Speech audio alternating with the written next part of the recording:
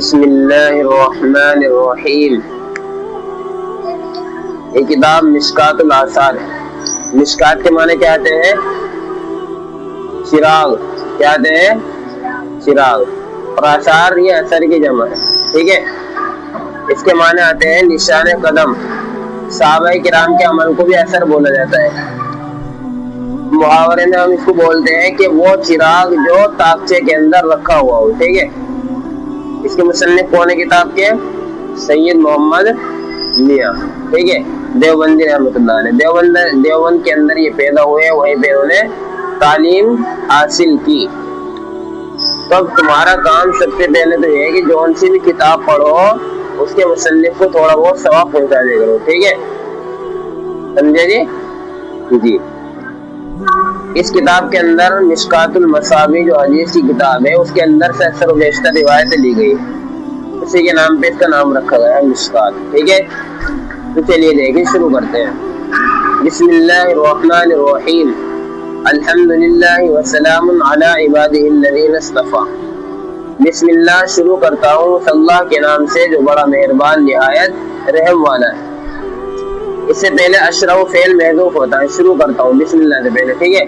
الرحمن الرحیم دونوں کے معنی رحم کرنے کے آتے ہیں, لیکن فرق صرف یہ ہے کہ رحمان کے اندر جو رحم ہے وہ عام ہے اور رحیم کے اندر جو رحم ہے وہ خاص ہے. یعنی رحمان یہ عام ہے, کافر اور مسلمان دونوں پر اللہ کی رحمت عام ہے, اس کا تعلق دنیا سے ہے. اور رحیم کا تعلق آخرت سے ہے, یعنی کل قیامت کے دن اللہ تعالیٰ کی جو رحمت ہوگی وہ صرف مسلمانوں پر ہوگی, کافروں پر نہیں ہوگی. سمجھ میں آ رہا ہے؟ الحمدللہ تمام تعریف اللہ کے لیے ہے. لام اس میں استغراق کے لیے ہے, جس کا ترجمہ ہو رہا ہے تمام. الحمدللہ تمام تعریف اللہ کے لیے ہے. وسلام علی عبادہ الذین اصطفیٰ, اور سلامتی ہو اللہ کے ان بندوں پر جن کو اس نے منتخب کیا, چن لیا. سلامتی ہو اللہ کے ان بندوں پر جن کو اس نے چن لیا یا منتخب کیا یا جن کا انتخاب فرمایا. ٹھیک ہے. اخلاص النیت و تعین المقصد, نیت کو خالص کرنا اور مقصد کو متعین کرنا. تو سب سے پہلے جو کام ہم کرنے جا رہے ہیں اس کے اندر ہماری نیت کا بڑا دخل ہے کہ ہماری نیت کیا ہے اس کام کو کرنے میں. اگر نیت صرف اللہ کی رضا ہوگی تو وہ کام ہمارا کیا ہوگا, اس پہ عمل ملے گا بہت بڑا. ٹھیک ہے. چاہے وہ کام کتنا ہی چھوٹا ہو, لیکن اگر اس کے اندر کیا ہے, اخلاص نہیں ہے, للہیت نہیں ہے, دکھاوٹ ہے, ریاکاری ہے, تو کتنا ہی بڑا کام کیوں نہ ہو اس پر کوئی ثواب ملنے والا نہیں ہے. سمجھے جی؟ اب نیت کسے بولتے ہیں؟ دل کے ارادے کو بولتے ہیں. جب بھی ہم کرنے جا رہے ہیں تو ہمارے دل کے اندر کیا نیت ہے, کہ ہمارا مقصد کیا ہے اس کام کو کرنے کا. تو سب سے پہلے جو بھی کام کرے نیت کو کیا کر لے, خالص کر لے. اور ہماری نیت کیا ہونی چاہیے علم سیکھنے کے لیے, کہ ہم اپنے دل کے اندر علم کا نور پیدا کر کے, اپنے دل کو نور سے منور کر کے, جو دنیا کے اندر, جہاں کے اندر, معاشرے کے اندر, سماج کے اندر اندھیرا ہے, جہالت ہے, اس کو ختم کرنا ہے. یہ ہماری نیت ہونی چاہیے علم سیکھنے کی. ٹھیک ہے. وتعین المقصد, اور مقصد کو کیا کرنا ہے, متعین کرنا ہے. تو مقصد کیا ہے ہمارا, کیا مقصد ہے؟ اللہ کی رضا ہے. ٹھیک ہے.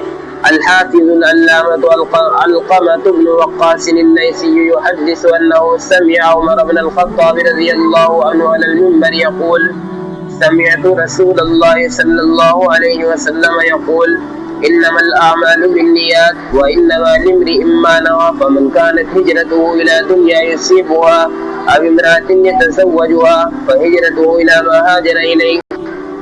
حافظ علامہ علقمہ ابن وقاص لیثی بیان کرتے ہیں. حافظ علامہ, علامہ کسے بولتے ہیں؟ مبالغہ کا صیغہ ہے, بہت زیادہ جاننے والے. ٹھیک ہے. ان کا نام تھا علقمہ ابن وقاص لیثی. یہ ان کا کیا ہے, کنیت ہے. ٹھیک ہے. حدث کے معنی آتے ہیں بیان کرنا, لیکن یہ حدیث کی اصطلاح میں حدث جو استعمال ہونے لگا وہ حدیث کی اصطلاح میں اسی کے لیے بیان ہونے لگا کہ حدیث بیان کرنا. ٹھیک ہے. يحدث أنه سمع عمر بن الخطاب رضي الله عنه على المنبر يقول. حافظ علامہ علقمہ ابن وقاص لیثی بیان کرتے ہیں, یہ اللہ کے رسول صلی اللہ علیہ وسلم کے دور کے صحابی ہیں. ٹھیک ہے. بیان کرتے ہیں کہ انہوں نے عمر ابن خطاب رضی اللہ عنہ کو منبر پر فرماتے ہوئے سنا. جنہوں نے سنا؟ حافظ علامہ ابن وقاص کو. کس کو سنا؟ عمر ابن خطاب رضی اللہ عنہ کو. اب عمر ابن خطاب رضی اللہ عنہ منبر پر فرما رہے تھے. ٹھیک ہے. اب حضرت عمر رضی اللہ عنہ نے بھی وہ بھی فرماتے ہیں سمعت رسول اللہ صلی اللہ علیہ وسلم یقول، میں نے اللہ کے رسول علیہ الصلوۃ والسلام کو فرماتے ہوئے سنا. کیا فرماتے ہوئے سنا؟ انما الاعمال بالنیات، تمام اعمال کا دار و مدار نیتوں پر ہے. کہیں پر ہے؟ جی، اعمال کا دار و مدار نیتوں پر ہے. یہ حدیث کیا ہے؟ مختلف ہے، مختلف سندوں کے ساتھ. بعض جگہ پر ہے انما الاعمال بالنیات بھی ہے. ٹھیک ہے. یہاں پہ ہے انما الاعمال بالنیات وانما لامرئ ما نوى فمن كانت هجرته، کہ انسان کے لیے وہی ہے جس کی اس نے نیت کی. فمن كانت هجرته الى دنيا يصيبها، چنانچہ جس کی ہجرت دنیا کو حاصل کرنے کی ہو. اب امرأة يتزوجها، یا عورت سے شادی کرنے کی ہو. فهجرته الى ما هاجر اليه، تو اس کی ہجرت اسی کے لیے ہوگی جس کی طرف اس نے ہجرت کی. اب دیکھیے اس حدیث کا جو شان ورود ہے، جب اللہ کے رسول علیہ الصلوۃ والسلام کو حکم ہوا مکہ سے مدینہ کی طرف ہجرت کر کے چلے جائیں، تو اب ان ہجرت کرنے والوں میں مختلف نیت والے لوگ تھے. جب اللہ کے رسول وہاں پر گئے تو اللہ کے رسول نے اس کی وضاحت کی کہ دیکھیے ہجرت جو ہوتی ہے، ہجرت کے اصل معنی کیا ہے؟ ایک وطن کو چھوڑ کر دوسرے وطن کی طرف چلے جانا. اصل ہجرت تو یہ ہے. ٹھیک ہے جی. ہجرت کے معنی کیا ہے؟ جی، چلے جانا. ہجرت اس کو بھی بولتے ہیں کہ گناہوں سے چھوڑ کے کیا ہے، گناہوں کو ترک کر کے نیکیوں کی طرف آ جانا، اس کی بھی ہجرت بولتے ہیں. تو جب اللہ کے رسول وہاں پر گئے تو اللہ کے رسول نے خطاب کیا کہ ہمارا ہجرت کرنے کا جو مقصد ہے، اگر ہماری نیت کیا ہے، اس وجہ سے تھی کہ ہمیں اللہ تبارک و تعالی نے حکم دیا ہے کہ مکہ کو چھوڑ کے مدینہ چلے جاؤ. اگر ہماری نیت یہ تھی ہجرت کرنے سے تو ہمیں کیا ہے، ثواب ملے گا. لیکن انہی لوگوں میں بعض لوگ وہ بھی تھے جنہوں نے سوچا کہ چلو سارے لوگ مدینہ کے اندر جا رہا ہے تو وہاں پہ بہت سارے لوگ جمع ہو جائیں گے، تو ہمارا کاروبار بزنس کیا چلے گا، اچھا چلے گا. وہاں پہ دنیا یصیب ہوا، کہ جس کی نیت دنیا کو حاصل کرنے کی ہوگی، یعنی کہ ہمارا بزنس وہاں پہ اچھا چلے گا، چلو ہم کیا کرتے ہیں وہاں پہ بزنس کر لیں گے، کوئی کاروبار کر لیں گے، تجارت کر لیں گے. تو کچھ لوگوں کی یہ نیت تھی. ابھی امرأۃ یتزوج ہوا، یا عورت سے شادی کرنے کی. کچھ لوگوں کی محبوبائیں بھی وہاں پہ رہتی تھی، تو انہوں نے سوچا چلو یار لگے ہاں تو ہم بھی کیا کر لیں گے، ان کی شادی وادی کر لیں گے، یا ان سے کیا ان کا دیدار ہو جائے گا، ان کی دید ہو جائے گی. تو کچھ لوگ یہ بھی تھے. تو اللہ کے رسول نے وضاحت کر دی کہ جن کا مقصد صرف یہ تھا کہ اللہ کے حکم کی وجہ سے ہم ہجرت کر کے جا رہے ہیں تو ان کو ثواب ملے گا. فہجرۃ الی ما ہاجر الیہ، تو جس کی ہجرت جس لیے ہوگی وہ اس کو حاصل کر لے گا. جن کی ہجرت کیا ہے، مال کمانے کی تھی، دنیا کو حاصل کرنے کی، تو ان کو دنیا مل جائے گی. اور جن کی ہجرت شادی کرنے کی تھی وہ شادی کر لیں گے. تو جیسی نیت ہوگی ویسے اس کے مطابق کیا ملے گا، ثواب ملے گا. ماذا نرا ونسمع، ہم کیا دیکھیں اور کیا سنیں. متکلم کے سیغے ہیں، جمع متکلم کے. نرا ہم کیا دیکھیں، ونسمع اور کیا سنیں. قال اللہ تعالی، اللہ تبارک و تعالی کا ارشاد ہے. دیکھیں یہاں پر جو کہیں آئے گا قال الرسول قال النبی صلی اللہ علیہ وسلم، تو جو قال الرسول قال النبی کے بعد آئے گا وہ حدیث ہے، اور جو قال اللہ کے بعد آئے گی وہ کیا ہے، قرآن کی آیتیں ہیں. ٹھیک ہے.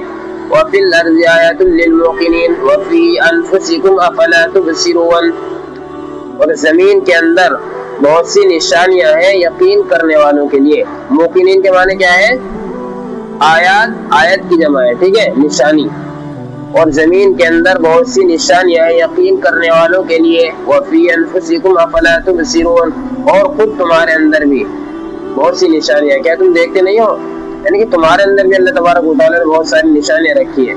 میں نے بتایا تھا کہ اگر ہم غور کریں اپنی ذات کے اوپر، اللہ تبارک و تعالیٰ نے دل بنایا کتنا قیمتی. اگر یہ کیا ہے، ایک منٹ کے لیے بھی آدھی منٹ کے لیے بھی رک جائے، دل دھڑکنا بند ہو جائے، تو انسان کی کیا ہو جائے گی، ڈیتھ ہو جائے گی، مر جائے گا، وفات ہو جائے گی.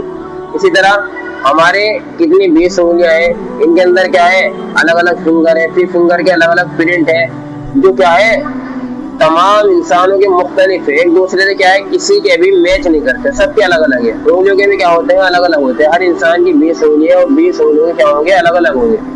تو خود ہمارے اندر بھی بے شمار نشانیاں ہیں اگر ہم غور کریں.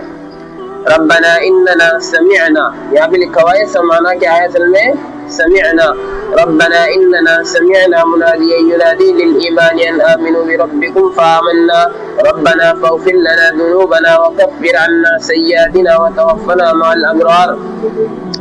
اے ہمارے رب ہم نے سن لیا، ربنا سمعنا اے ہمارے رب ہم نے سنا، منادیا ینادی للایمان ایک ندا دینے والے کو جو ندا دے رہا تھا ایمان والوں کو، ہم نے سن لیا ایک پکارنے والے کو جو پکار رہا تھا ایمان کے لیے.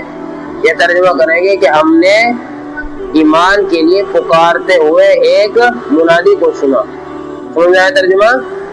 کیا سنا، کیا پکار رہے تھے وہ؟ ان آمنو بربکم کہ ایمان لے آؤ اپنے رب پر. آمنو امر کا صیغہ ہے، ٹھیک ہے، ایمان لاؤ آمنو بربکم اپنے رب پر. فآمنا تو ہم کیا کرا، ہم ایمان لے آئے. ربنا فاغفر لنا ذنوبنا اے ہمارے رب فاغفر لنا ذنوبنا ہمارے لیے ہمارے گناہوں کو معاف کر دے. یہ ترجمہ کریں گے ہمارے گناہوں کو معاف کر دیجیے، امر کا صیغہ ہے، ٹھیک ہے.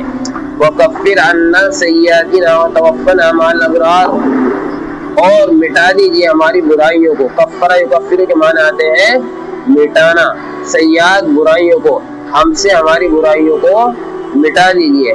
وَتَوَفَّنَا مَعَ الْأَبْرَارِ اور ہمیں نیک لوگوں کے ساتھ وفات دیجیے. توفا کے معنی آتے ہیں وفات دینا، ٹھیک ہے. وَتَوَفَّنَا مَعَ الْأَبْرَارِ اور ہمیں نیک لوگوں کے ساتھ وفات دیجیے.